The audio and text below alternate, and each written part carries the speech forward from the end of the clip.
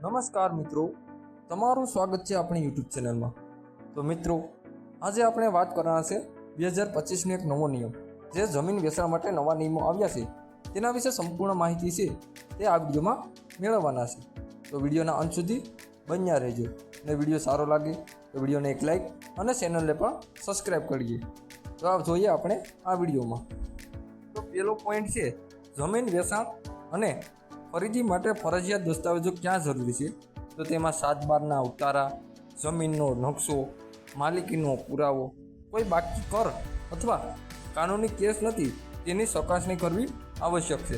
તો જમીન વેચાણ ખરીદી માટે એટલા મુદ્દા છે તે જોવા આવશ્યક છે।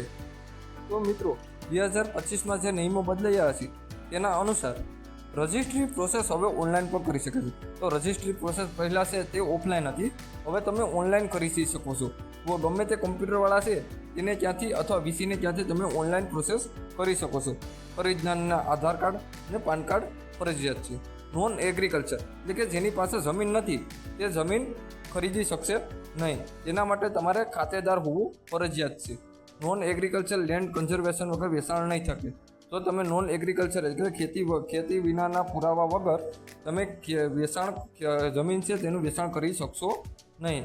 સ્ટેમ્પ ડ્યુટી અને રજિસ્ટ્રેશન ચાર્જ ઓનલાઈન ચૂકવવા ફરજિયાત। તો સ્ટેમ્પ ડ્યુટી જે હશે જમીનની, તે સ્ટેમ્પ ડ્યુટી અને રજિસ્ટ્રેશનનો ચાર્જ છે તે પણ તમારે ચૂકવવાનો ફરજિયાત રહેશે।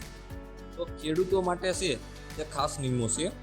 માત્ર ખેડૂતો જ ખેતીની જમીન ખરીદી શકે, એટલે કે ખેડૂત છે જે ખેડૂત ખાતેદાર છે તે જ ખેતીની જમીન ખરીદી શકશે। બિન ખેડૂત છે તે ખેતીની જમીન ખરીદી શકશે નહીં। આ સરકારનો ઉદ્દેશ્ય આમાં એ છે કે જે મોટા મોટા ઉદ્યોગપતિઓ અને મોટા જે નોકરીઓ કરતા હોય તે પોતાના નામે ઘણી જમીન ખરીદી લેતા હતા, તેના કારણે જે ખેડૂત છે તે ખેતીની જમીન ખરીદી શકશે અને તે પણ લિમિટ માત્રામાં ખરીદી શકશે, તેનાથી વધારે માત્રામાં જમીન ખરીદી શકશે નહીં। તો ખરીદ વેચાણ સમયે ધ્યાનમાં રાખવાના મુદ્દા। તો ખરીદ અને વેચાણ જમીન જ્યારે કરતા હોય ત્યારે કયા મુદ્દા ધ્યાનમાં રાખવા જોઈએ તેના વિશે આપણે એક નજર કરી લઈએ। તો જમીન પર કોઈ લોન છે કે નહીં તેની તપાસ કરવી, એટલે કે જમીન ખરીદતી વખતે તમારે તેના 7/12(8)માં જે તારણો હોય તેમાં તમારે મંડળી કે કોઈ બેંક કર્જ નથી તેના ઉપર એક ધ્યાન રાખવાનું રહેશે। જમીન સર્વે નંબર પર ક્રોસ ચેક કરવો, જમીન સર્વે નંબર તમારે ક્રોસ ચેક કરવો કે આ જમીન છે તે કોઈ બીજાના નામે તો નથી ને, તે જે વ્યક્તિ આ જમીન વેચે છે તેના નામે છે ને, તે પણ તમારે ક્રોસ ચેક કરવાનું રહેશે।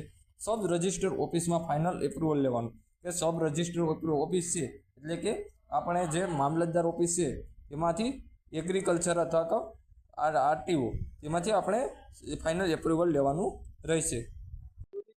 આ હતા 2025ના નવા નિયમો જે તમને મેં જણાવ્યા। જો તમને અમારા આવા વિડીયો ગમતા હોય તો ચેનલને સબસ્ક્રાઈબ કરજો અને વિડીયોને એક લાઈક અને બીજા મિત્રોમાં શેર કરજો।